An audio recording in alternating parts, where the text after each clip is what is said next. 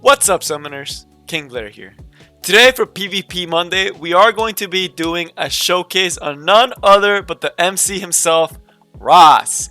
So if you like the video, make sure you like, subscribe, and on the Discord link. I also recently did just make a membership program for the channel. It's very new. I'm very new to this, but if you want to consider supporting the channel financially, make sure to check it out. I will leave the description. I'll put it in the description so you guys can learn more about that. But yeah, hopefully let me know how you guys like it. But all right, without further ado, let's actually get to the meat and potatoes of the video, which is going to be Ross.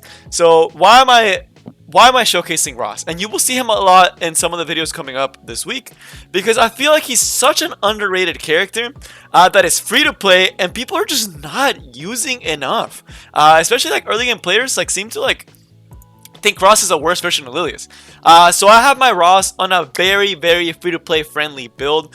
I strongly believe everyone can get these stats extremely easily. So let's talk about how I built him, what things I want to change in the future. So the attack doesn't matter. The defense is always nice. The higher you can get the defense, health, and speed, the better. So Ross, he's a knight, right? So he's there to protect and support and do some damage too, but not by himself. You'll see that later on. So of course, defense, you want it to be high. Health, you want it to be high. Speed, you want it to be high. The other really important stat aside from this three is actually effectiveness. My Ross is actually on the low side of effectiveness. It could be a lot higher, and I'm losing a lot of effect resistance. I've talked about this before, but if your effect resistance is not over 150, you're not going to be doing anything.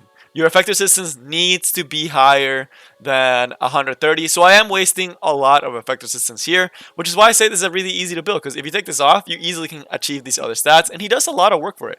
The effectiveness, ideally, you want it to be around like 100 plus. So the closer you can get to 100, or the higher, the better. But if you guys see, all the substats are pretty mediocre. A lot of low rolls.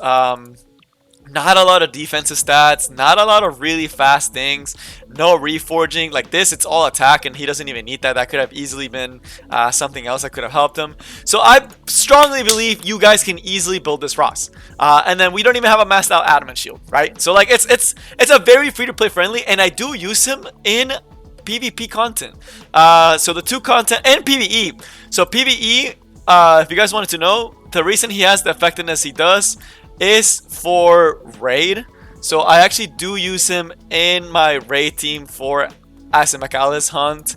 I do use him with like the tank team for the queen, and he is really good for PvE.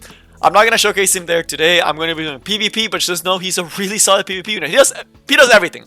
PvP, PvE, you name it, Ross will do that for you. But let's actually do some RTA. So I want to do like 1 or 2 RTA fights, kind of show you guys how he functions, what he does, and what you want to take him with. So Ross has two very good skills built into his kit. He has a very strong S2 that allows him to attack with the highest attack hero on your team, which is extremely good. If you all know anything about dual attacks, it's so strong. And the other thing that Ross allows you to do with the S3 is give a defense increased defense buff. He can also decrease defense with S2, which is very powerful, as well as strip buffs with the S1. He's just an amazing support unit. It's just crazy how people are not using this unit. So he did take the Ruel. I like taking my Ross with Ruel, but we'll pick the Rylet and the Ross, who are very good together, because Ross will be able to attack with that Rylet for some high damage. He does pick up the Lilius, which is another knight I would have liked to have had. We're gonna pick the Charon and the Dizzy here. We can always just ban the Lilius, so I'm not too worried about that. So Ross, typically you want to put him in very support style teams. We'll try to speed tie him. So not a lot of beef in our team. He doesn't have that much beef either. He only has one knight and then the Ruel Light. He does have the Ruel, which I'm a little worried about because he can quickly take out my units with that. So let's actually go with our Ravi. Since, do I want to do Ravi? The Champ C is there to counter the Dizzy. So we'll go Ravi. We'll allow him to take the first turn. Could have probably drafted a little bit better, but I need a little bit more bruisering. I could either go for this and make the DC a sitting duck, or I could go for the Lilius. I think I'm going to end up going for the Lilius, just so I have the opportunity to do the S3. He does end up banning the DC himself, so that does leave me with Ross as my only knight, and no support, just a lot of damage dealers. So let's see how he actually performs. He will be getting first turn with his Acid, which is extremely dangerous for me. But as we'll see later on, we do have a lot of tools that can help us actually win this fight right now. And Ross is going to be playing a major part in that. So right now we have two options. We're going to try to take out this Champ C early on. Force the Ruel S3. So we're going to force the Ruel S3 here by killing off the Champ C with our Rylet. We have two options here. We can either set up an increased defense buff across the whole team, or set up immunity buff. We're actually going to go with the increased defense, which is one of the things Ross does extremely well. So I like him being fast because I want to set up that buff as soon as possible, because it is going to make our Ravi considerably tankier, and it's just going to help us a lot throughout the fight. Our Charon is a sitting duck as of right now. We should be able to start going on this BBK and potentially even getting the kill on this BBK. As we see there, we do get the strip off with the Ross, and Ross gets an extra 15%, which is very, very powerful. This BBK will be getting the kill onto our Charon, but she does have the glancing hit.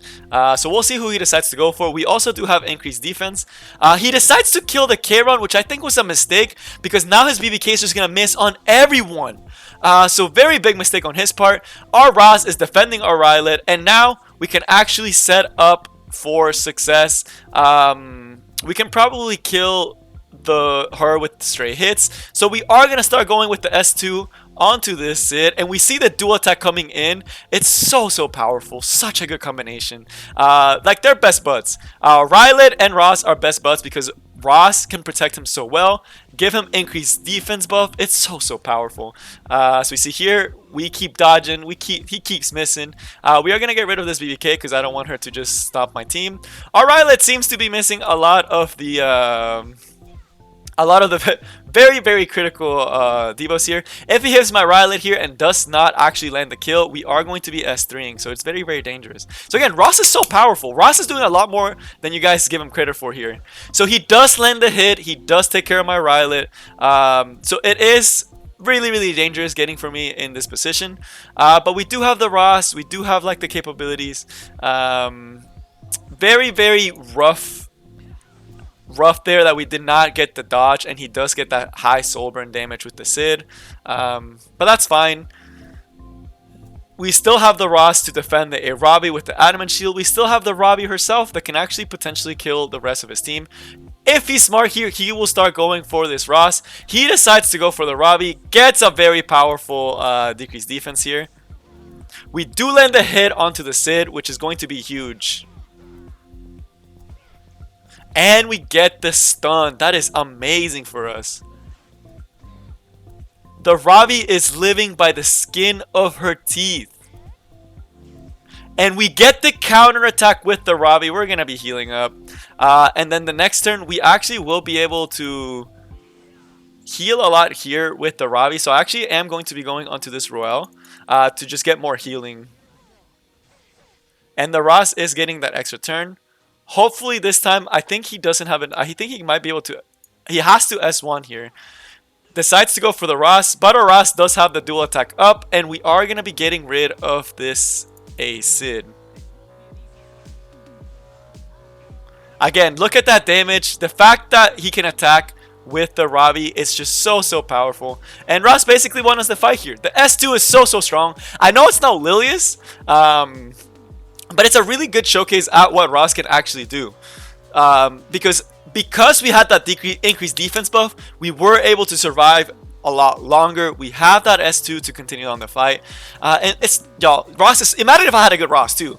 So my Ross is actually a really bad Ross. Like, we could have had a better adamant shield that could have protected the Rylet. We could have had a faster Ross to cycle his S2 faster. We could have had immunity in the Ross so he wouldn't be able to get locked down. So there's so many different things. And that was a free-to-play Ross. And y'all have to realize I'm in Master Tier, right? And I'm easily being able to use this Ross. That is probably something that you guys can build very early on in the game. So we're going to use him again in RTA because I think this is where he shines the best. And then we're actually going to take him to Guild Wars because he does have some potential in Guild Wars. But yeah, I just love my Ross.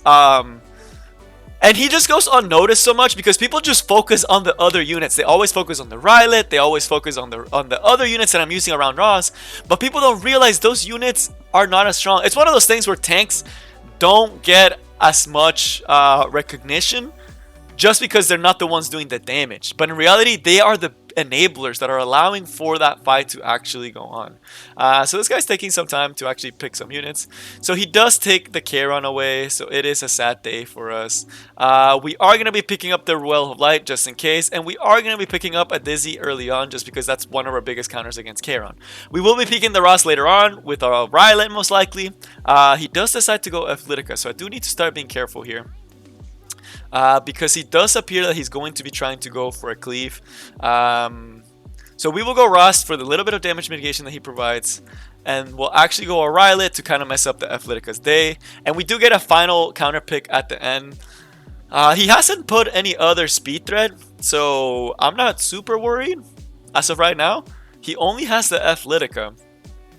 So wondering what he was thinking with his team drafting. If we ban the Athletica, he does have the Challenger Dummy. So there's a lot of things we can actually do to punish him. Let's see, we do have the Ross. We have the Rylet who can actually mess up Athletica's day. And we could also put in here another spicy unit as well. I'm trying to decide which one I want to put. I'll actually be putting my Akali here just to add a speed threat to my team to force a ban. So we will... He can't strip buffs, which is a problem. But the Athletica is the most likely one to actually set up for his team. So we're actually going to be banning the Athletica. And he does decide to ban the Rylet. So we will not be seeing the Rylet combo. But he only has one unit that can actually reach our Akali. So let's see it. So we do outspeed this Crescent Moon Rin. Because as you guys know, I have a very, very, very...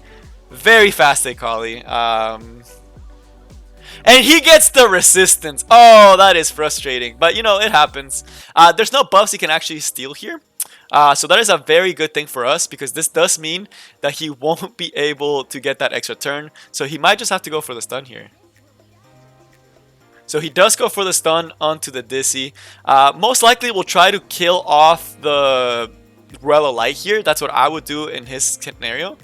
But let's see what he actually decides. He decides to go for Ross.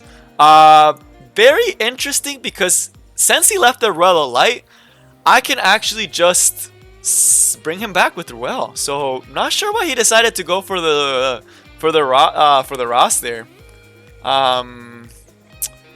And we are going to be putting defense buff up here just in case for our Akali to survive just a little bit longer. Potentially if he decides to do S1 with the... We don't get the kill, so that is going to hurt. So he should go for the S1 here. Yeah, so that was a smart choice for him to do. And now he does not have Soulburn with the Sedum. He might get it up here soon. But we should... He also will get the lap with the Crescent Moon Rin. So he does get the extra turn there. Alright, so this is going to be a very heavy Dizzy fight this time. And he is going to be able to strip here my increased defense buff. So that is very dangerous for me. Hopefully we do get a counter here. One of our mistakes that we should have done and we didn't do was actually not just killing the Crescent Moon Rin. Instead of setting up the buffs, we should have gone for the immunity, but we will not repeat that same mistake. We're actually going to use S1 instead of S2, and then we're going to be healing up our Dizzy here.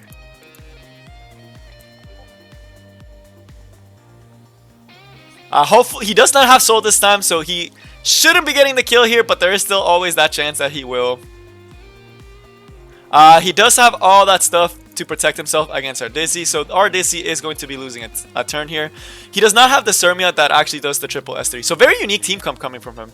We should have just killed the Crescent Moon Rin earlier in the fight, so that was our mistake. Not doing that could have actually cost us the fight.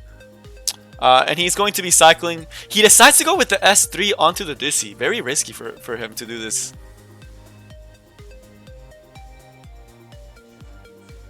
We're actually gonna soul burn here just to try to get to set this up later on, and so we can do some more AoE damage.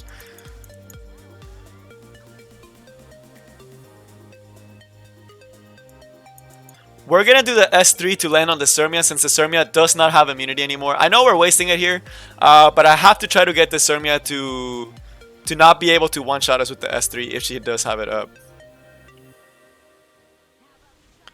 So he will have S3 here. Does have that barrier. Has to go for the Royal Light here. Hopefully he misses, and then we're okay. So he does get the miss, and we do get the Water's Origin proc. He still has so much power, but we should be able to lap here with the Royal Light. We're gonna be able to take out the Sedum here, so that's awesome. And now we can actually start going on this Charon and hopefully actually proc the. So we do proc the Charon passive. He will be able to ulti here, which is extremely dangerous for us.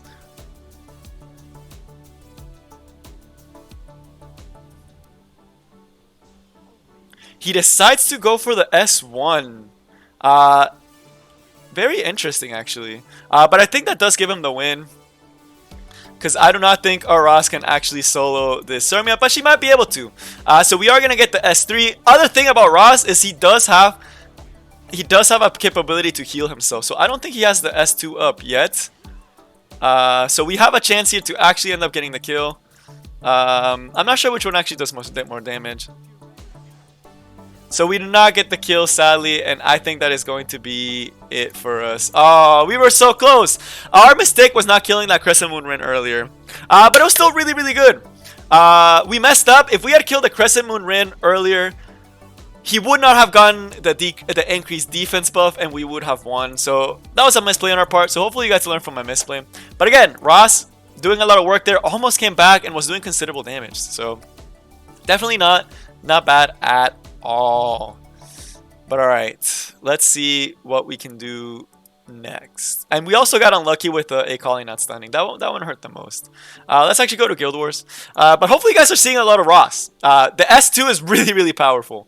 Especially if you pair it up with a Dizzy. We could have gotten some stuns, but because we didn't kill the Crescent Moon Rin, we were not able to do that. So shout out to my guild. Shout out to Talentless. They're amazing. A great guild. I'm not sure if they're taking applications now, but if you're talentless and you're watching this, let me know in the comments. But alright, let's actually fight someone. So this guy is actually one of the members of our Discord channel. So I really do want to fight him. He's part of the Discord. He was part of the competition too. Almost won. Had an amazing crowd, which I'm surprised I'm not seeing in that team in the bottom. So I do want to bring the Ross. So Oras was already in the team. With this team, I use him a lot with Spectre T, again, because it's so powerful when they're combined together.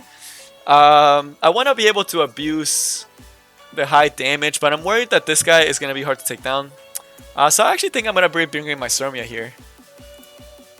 I think this team has the potential. We have a lot of tank with the Royal Light, and we have a lot of potential taking down that unit.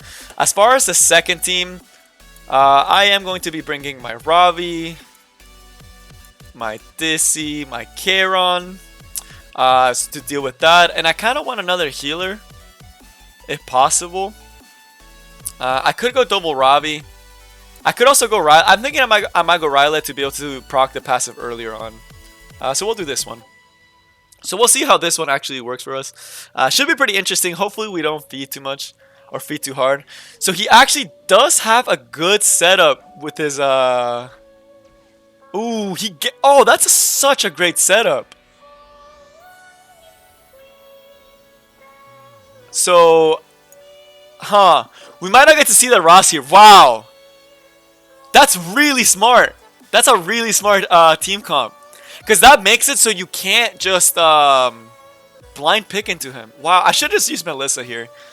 Oh, I messed up. I should use Melissa, but I don't know how fast his Rylet is.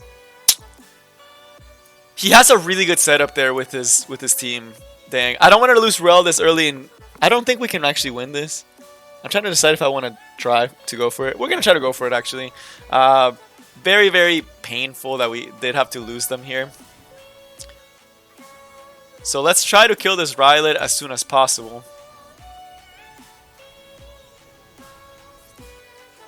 So we do kill the Rylait with the Surmia.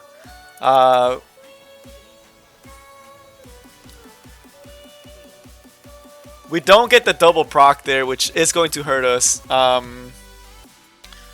The Rylait is going to be coming back, which I'm so worried about. He also has a very tanky Ruel. So let's see. So he is going on the Ross. Yes, this is actually really, really good. So I'm actually going to hold off on doing or on using the S3 because I want the Rylait to start going onto the Surmia. Onto the Ross. So this is good. I'm glad that this is happening the way it is. Now I can actually set up the increased defense. Alright. And we're actually going to wait till Surmia has the S3. In the meantime, we are going to start going against this Royal Light.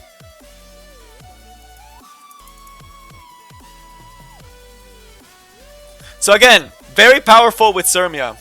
Very, very, very, very powerful. Alright.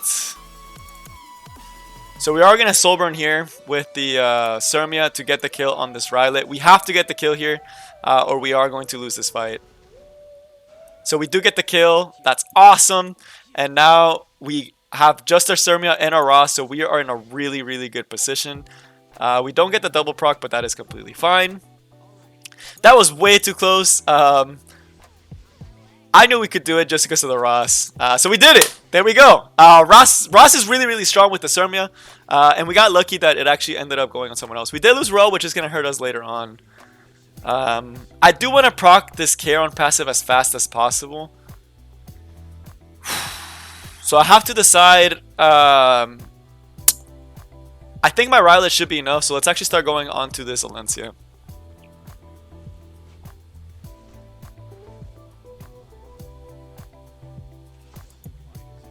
So as long as we crit here, we're fine. So we do crit, so we are going to be proccing that passive. So that's good. That's really good. That's really, really good. So the Rylait dodge, which is good. So this does mean that they are going to be going onto the Charon, which is exactly what we want here. We do want this Charon going onto our Charon. So it's perfect the way it turned out, because now this Charon will use his ulti on my Charon. He won't get the kill, of course, because my Charon. And I think we won this one. I think we actually beat Solix Edge. So I should tag him on this video. Let him know he got beat. But again, the Ross one was a great showcase for this one, so I don't think I'm going to do another one with the Ross. But I hope you guys get to see the potential that he actually has. Let's extend the buff here.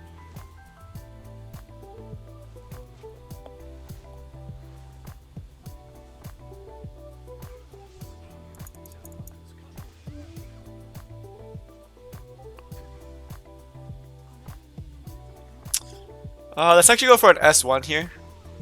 Yeah, that's good. That's good that we got the stun there. Crown of Glory. I did remember my guildmates telling me about that. This FCC is so annoying. We didn't get the stun on her. This is going to be dangerous coming up soon. We do land the S2 onto Alencia, and we do get the buff extension. We just have to wait for the Rylait S3 to come back up to get us the win here.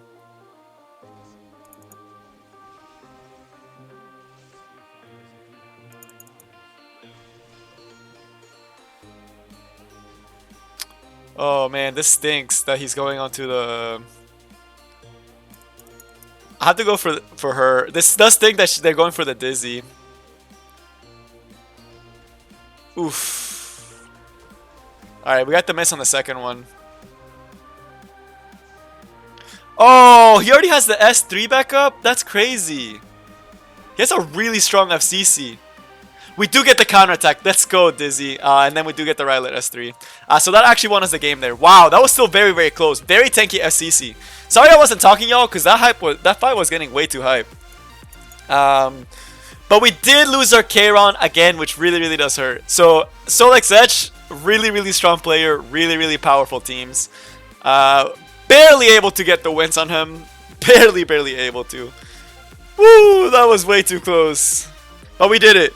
We beat him. So we gotta make sure we tag him in the in the Discord. But alright, that is all I got for you guys today for the Ross showcase. But yeah, thank you so much, and I will see y'all next time. Hopefully you guys do build your Rosses in the future, and hopefully I motivate you guys to build them.